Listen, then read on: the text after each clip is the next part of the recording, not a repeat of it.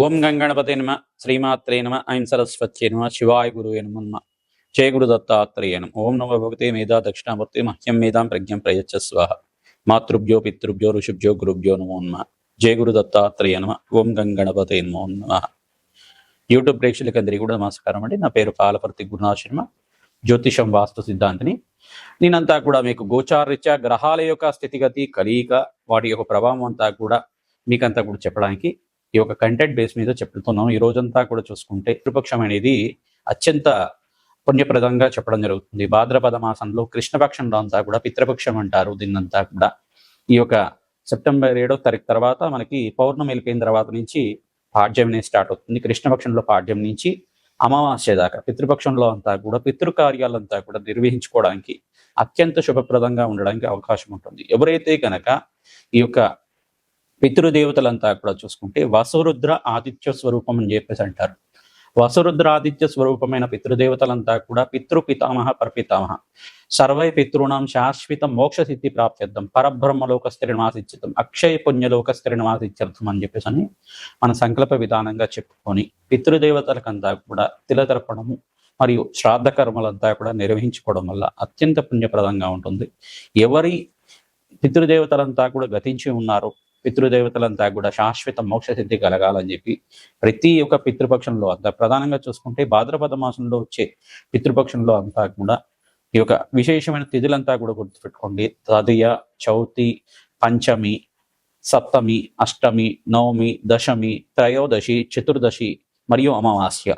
ఈ తిథుల్లో తప్పకుండా మీ పితృదేవతలు గతించిన తిథిని బట్టి కానీ మరియు పితృ అమావాస్య అంతా కూడా ఈ యొక్క భాద్రపద మాస అమావాస్య తిథి రోజు కానీ ఈ యొక్క అమావాస్య అంతా కూడా సెప్టెంబర్ నెలలో 21వ తారీఖు రోజున వస్తుంది. మనకంతా కూడా ఆదివారంలో వస్తుంది. మనకంతా కూడా చూసుకుంటే ఈ యొక్క పితృ దేవతలు ప్రీతికరంగా ప్రధానంగా చూసుకుంటే ఈ యొక్క పితృదేవతలు ప్రీతికరంగా తిలితర్పణాలు చేసుకోవడం కానీ మరియు పితృదేవతలు ప్రీతికరంగా మీరంతా కూడా శ్రాద్ధ కర్మలు నిర్వహించుకోవడం, పిండ ప్రదానం చేయడం, తిరపతర్పణం చేయడం మరియు స్వయంపాక దానం అనేది చేసుకోవడం, బ్రాహ్మణత్వంకంతా కూడా వేద బ్రాహ్మణత్వంకంతా కూడా సంకల్పపూర్వకంగా మీరంతా కూడా బ్రాహ్మణానం మమ దీమానం సాక్షాత్ నారాయణ స్వరూపాయ మహావిష్ణు స్వరూపాయ బ్రాహ్మణాయ అని చెప్పేసి అంటుంది. వేదమంతా కూడా వేద స్వరూపంగా మహావిష్ణు స్వరూపంగా బ్రహ్మస్వరూపంగా ఈ యొక్క శివస్వరూపంగా బ్రాహ్మణంతా కూడా భావించి ఆ బ్రాహ్మణత్వకంతా కూడా మీరు స్వయంపాక దానం ఇచ్చుకోవడం, పితృదేవతలకు ప్రీతికరంగా మీరంతా కూడా శ్రాద్ధ కర్మలు చేసుకోవడం, తిలతర్పణాలు చేసుకోవడం, పుణ్య కార్యక్రమాలు, గోమాత సేవ చేసుకోవడం అత్యంత శుభప్రదంగా ఉంటుంది. పితృశాపాల నుంచి బయటపడడానికి ఆస్కారం ఉంటుంది. ప్రధానంగా పితృదోషము పితృశాపం అంతా కూడా మీకు పూర్వీకుల నుంచి సంక్రమించి ఉండొచ్చు. మీ జాతకంలో మీ యొక్క పూర్వజన్మ కర్మ సిద్ధాంతాన్ని బట్టి సంక్రమించి ఉండొచ్చు. ఈ యొక్క జాతక ప్రభావం నుంచి పితృదోషము పితృశాపం నుంచి బయటపడాలి అంటే కనుక ఈ పితృపక్షంలో కనుక మీరంతా కూడా మోక్ష నారాయణ బలి విధానం కానీ ఈ యొక్క శాస్త్ర కర్మలు కానీ చేసుకోవడం వల్ల అత్యంత శుభ ఫలితాలు పొందడానికి ఆస్కారం ఉంటుంది. ఈ యొక్క కొంతమంది ఏం చేస్తారంటే పుణ్యక్షేత్రాలంతా కూడా బ్రాహ్మణ సమారాధన చేస్తుంటారు, అన్నదానం చేస్తుంటారు. దేవాలయ ప్రాంగణంలో అన్నదానం చేయడం వల్ల పితృదేవతలకు ప్రీతికరంగా అన్నదానం చేయడం వల్ల అత్యంత శుభమైన ఫలితాలు, కోటి యజ్ఞాల ఫలితం కలుగుతుందన్నమాట. యజ్ఞాలు చేసుకున్న ఫలితం అంతా కూడా పితృదేవతలకి తిలితర్పణాలు చేయించడం వల్ల అత్యంత శుభప్రదంగా ఉంటుంది. మనకంతా కూడా చూసుకుంటే ఈ యొక్క పితృదోషం అనేది ఏ రకంగా వస్తుందంటే ప్రధానంగా లగ్న చక్రవశాత్తు ఈ యొక్క అష్టమ స్థానంలో కానీ నవమ స్థానంలో కానీ రాహు కానీ కేతు కానీ ఉంటే కనుక ఈ యొక్క పితృదోషం అని చెప్పేసి అంటారు. లగ్న చక్రవశాత్తు మరియు ఈ యొక్క చతుర్థ స్థానం అంటే నవమ స్థానం పితృస్థానం అని చెప్పేసి అంటారు. ప్రధానంగా అష్టమ స్థానం ఆయుస్థానం అని చెప్పేసి అంటారు. ఈ స్థానాల్లో కనుక రాహు కేతులు కానీ ఉండి మరియు ఇక నవమ స్థానంలో కనుక రాహు కానీ కేతు కానీ ఉంటే మరియు శనీశ్వరుడు ఒక వీక్షణ పరస్పర వీక్షణ అంతా కూడా సూర్య భగవానుడి మీద ఉంటే కనుక శనీశ్వరుడికి 3 దృష్టిలు ఉంటాయి అన్నమాట. త్రిపాద దృష్టి, సప్తమ దృష్టి, దశమ దృష్టి అనేది ఉంటుంది. ఈ దృష్టితోటి కనుక సూర్య భగవానుడి మీద ఉంటే కనుక చతుర్థ స్థానం నుంచి కానీ నవమ స్థానం నుంచి కానీ లగ్నం నుంచి కానీ పితృదోషం అనేది ఉంటే కనుక ఈ యొక్క తల్లి తండ్రితోటి ప్రధానంగా చూసుకుంటే కొంచెం మనస్పర్ధలు ఉండడం కానీ, దూరంగా ఉన్న దేశాన్ని నుంచి విదేశంలో బతకడం కానీ, జీవితం అనేది కొంచెం ఎదుగుదల లేకపోవడం, ఆర్థికంగా ఎదుగుదల లేకపోవడం, అన్నీ ఉన్నప్పటికీ కూడా అనుకున్న స్థాయిలో పేరు రాకపోవడం, ఈ యొక్క కళ్యాణం వాయిదా పడుతూ ఉండడం, వివాహం అనేది వాయిదా పడుతూ ఉండడం కానీ, ఆలస్య కళ్యాణం తరచూ జరుగుతూ ఉండడం కానీ, కొన్ని తరాల వారికి కొంతమందికి మగ సంతానమే ఉండడం కానీ, కొన్ని తరాల వారికి కొంతమందికి స్త్రీ సంతానం అంటే కొంతమందికి ముగ్గురు స్త్రీలుగా అంటే స్త్రీ సంతానం కానీ, అంటే ప్రధానంగా చూసుకుంటే ఒక సంతానం అనేది ఆలస్యం అవుతూ ఉండడం కానీ, అంటే కొన్ని సంవత్సరాలు ఆలస్యం అవడం, పెళ్ళైన తర్వాత ప్రధానంగా చూసుకుంటే వివాహం అయిన తర్వాత ఒక 5 సంవత్సరాల తర్వాత కానీ, 8 సంవత్సరాల తర్వాత కానీ సంతానం అవుతూ ఉండడం కానీ, మిస్‌క్యారేజెస్ అవుతూ ఉండడం కానీ, ఇట్లాంటివి జరుగుతూ ఉంటాయన్నమాట. పితృదోషం, పితృశాపం ఉంటే గనక. పితృదేవతల ఆశీర్వాదం వరకే మనకంతా కూడా సంతాన యోగం సిద్ధిస్తుంది, వంశాభివృద్ధి కలుగుతుంది. ఇది అందరూ కూడా గుర్తుపెట్టుకోవాల్సిన విషయం. పితృదేవతల ఆశీర్వాదం ఉంటేనే వాళ్ళ అంశగా, వాళ్ళ యొక్క ప్రీతికరమైన అంశగా ఈ యొక్క సంతాన యోగం కలగడం, ఆ వంశాభివృద్ధి కలగడానికి కారకుడుగా జనించడం, మీకంతా కూడా జనించడం జరుగుతూ ఉంటాయి. పితృదేవతల ఆశీర్వాదం. కొంతమంది పిల్లలు చూస్తే పూర్వీకుల యొక్క తాత ముత్తాతల యొక్క పోలిక ఉందని చెప్పేసి పోలిక చూసుకుంటూ ఉంటారు. వాళ్ళ గుణగణాలు కూడా వచ్చే విధంగా ఉంటుంది. వాళ్ళ గుణగణాలు కూడా ఈ యొక్క మీ తాతగారు ఈ రకంగా చేశారు, ముత్తాత గారు ఈ రకంగా చేశారు అని చెప్పేసి చెబుతూ ఉండడం కానీ జరుగుతూ ఉంటుంది. తద్వారా మీకంతా కూడా శుభమైన ఫలితాలు వచ్చే విధంగా ఏం పరిష్కారం చేసుకోవాలి, ఈ మహాలయ పక్షం అని చెప్పేసి అంటారు, మహాలయ పితృపక్షం అని చెప్పేసి అంటారు. భాద్రపద మాసంలో వచ్చే కృష్ణపక్షంలో అంతా కూడా ఈ పితృపక్షము అని చెప్పేసి అనడం వల్ల ఈ పితృదోషం నుంచి బయటపడడానికి అత్యంత శుభమైన మంచి రోజులుగా చెప్పడం జరుగుతుంది. పితృపక్షంలో మీరంతా కూడా ప్రధానంగా చూసుకుంటే ఈ యొక్క పితృకార్యాలు నిర్వహించుకోవడం వల్ల అత్యంత శుభ ఫలితాలు పొందుతారు. మేషాది ద్వాదశ రాశుల వాళ్ళు ఏ కార్యక్రమాన్ని చేసుకోవడం వల్ల, ఎటువంటి పితృదానాలు చేసుకోవడం వల్ల అత్యంత శుభ ఫలితాలు పొందుతారు. వ్యాపారం అభివృద్ధి కావాలన్నా, మరియు వంశాభివృద్ధి కావాలన్నా, శీఘ్ర కళ్యాణ యోగం కావాలన్నా పితృపక్షంలో తప్పకుండా మీ యొక్క ఆ పితృదేవతలు గతించి ఉన్నవాళ్ళు తప్పకుండా మీరంతా ఇక్కడ తెలతర్పణాలు చేసుకోవడం, శ్రాద్ధకర్మలు ఆచరించుకోవడం, మరియు వసరుద్ర ఆదిత్య స్వరూపంగా ఉన్న పితృపితామహ ప్రపితామహ ఎవరైతే గతించి ఉన్నారో, గతించి ఉన్న పూర్వీకుల యొక్క సంబంధపానం అంటే బంధువులు ఎవరైతే గతించి ఉన్నారో వాళ్ళ పేర్ల మీద తర్పణాలు చేయడం, మీ పితృతిథి ఏదైతే ఉందో ఆ తిథి రోజున పితృదేవతలకు ప్రీతికరంగా ఈ యొక్క శ్రాద్ధకర్మలు నిర్వహించుకోవడం. అమావాస్య రోజునైతే కనుక ఎవరైతే గతించి ఉన్నారో, పుణ్యలోకాల్లో ఉన్నారో వాళ్ళకంతా కూడా స్వర్గరకంలో స్థిరమాసం ఉన్న పూర్వీకుల యొక్క పేర్లు చెప్పి వాళ్ళ యొక్క పేరు మీద అంతా కూడా తిలతర్పణాలు చేసుకోవడం, తద్వారా వంశాభివృద్ధి కలుగుతుంది. తద్వారా మీకు అంతా కూడా చతుర్దశి తిథి రోజునంతా కూడా కొంతమంది ఋషి తర్పణాలు అని చెప్పేసి చేస్తూ ఉంటారు. ఇవన్నీ కూడా ఉంటాయి అన్నమాట. తర్వాత తర్పణాలు అని చెప్పేసి అన్నప్పుడు మనకి ప్రధానంగా అగ్నిదేవుడికి ఈ యొక్క ఇద్దరు భార్యలు అని చెప్పేసి చెప్పడం జరుగుతుంది. స్వాహాదేవి, స్వదాదేవి అని చెప్పేసి. ఈ యొక్క స్వదాదేవి అంతా కూడా పితృస్థానానికి అధిష్టాన దేవతగా చెప్పడం జరుగుతుంది. స్వదాదేవి ఆరాధన చేయడం వల్ల పితృదేవతలకు అత్యంత ప్రీతికరంగా పొంది పితృదేవతలంతా కూడా స్వర్గలోకంలో, వైకుంఠలోకంలో, బ్రహ్మలోకంలో, ఊర్ధ్వలోకంలో, పుణ్యలోకంలో స్థిరనివాసంగా ఉండడానికి ఆస్కారం ఉంటుంది. శాశ్వత శివలోక ప్రాప్తి కలగడానికి ఆస్కారం ఉంటుంది. మోక్ష సిద్ధి కలగడానికి ఆస్కారం ఉంటుంది.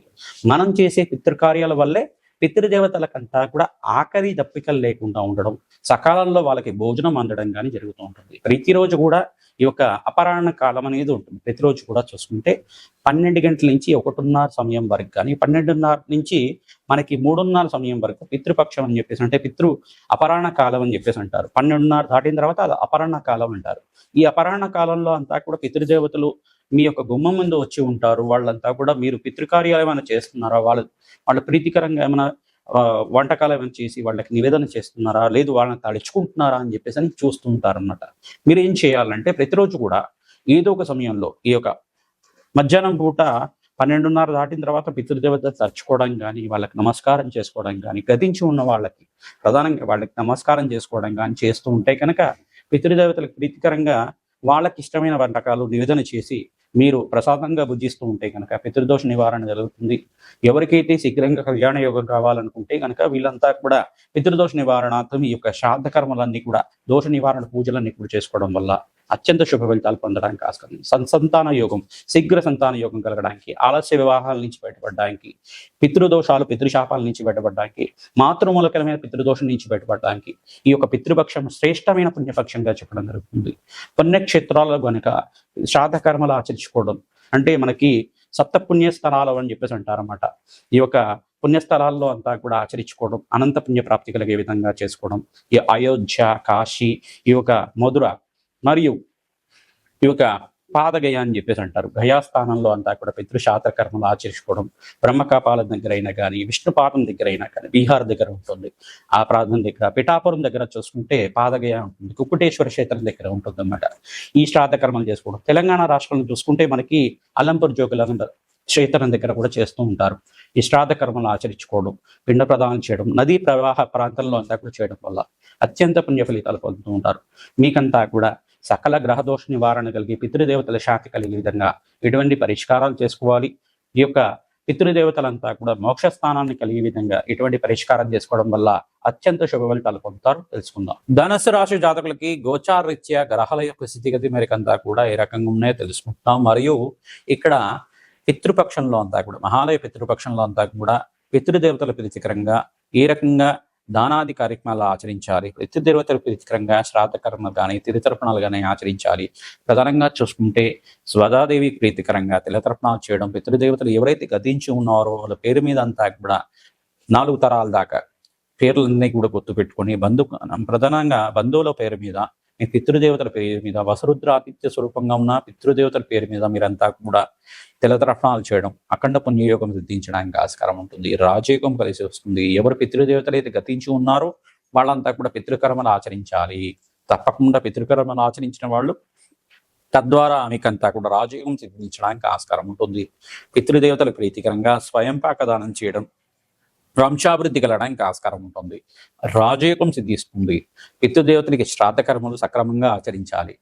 పితృతిథి రోజున అంటే పితృదేవతలు గతించిన తిథి రోజున ఈ యొక్క శ్రాద్ధ కర్మాలు ఆచరించడం మంచి ఫలితాలు ఇస్తుంది. మరియు పితృపక్షంలో కూడా స్వయం పాకదానం చేసుకోవడం, తిలతర్పణాలు చేసుకోవడం, శ్రాద్ధ కర్మాలు చేసుకోవడం అఖండ పుణ్యయోగం కలిగే విధంగా ఆస్కారం ఉంటుంది. అష్టైశ్వర్య యోగం ఉంటుంది. స్వదాదేవి యొక్క నామస్మరణ మాత్రం చేతనే పితృదేవతలంతా కూడా మోక్షస్థానం కలుగుతుంది. రాజయోగం సిద్ధిస్తుంది. మీకంతా కూడా గోమాత సేవను ఆచరించండి.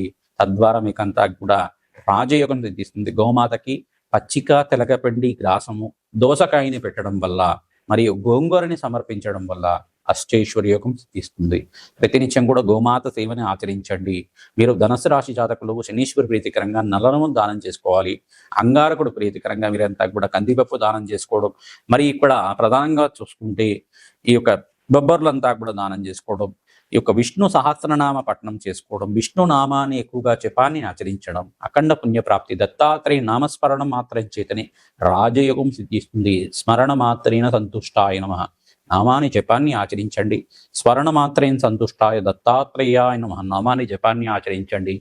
దత్తాత్రేయుడు స్మరించిన మాత్రం చేతిని అష్టైశ్వర్య యోగాన్ని ప్రసాదిస్తూ ఉంటారు. కావున దత్తాత్రేయ స్వామివారి నామస్మరణ మాత్రం చేతనే సకల గ్రహదోష నివారణ కలుగుతుంది. రాజయోగం సిద్ధిస్తుంది.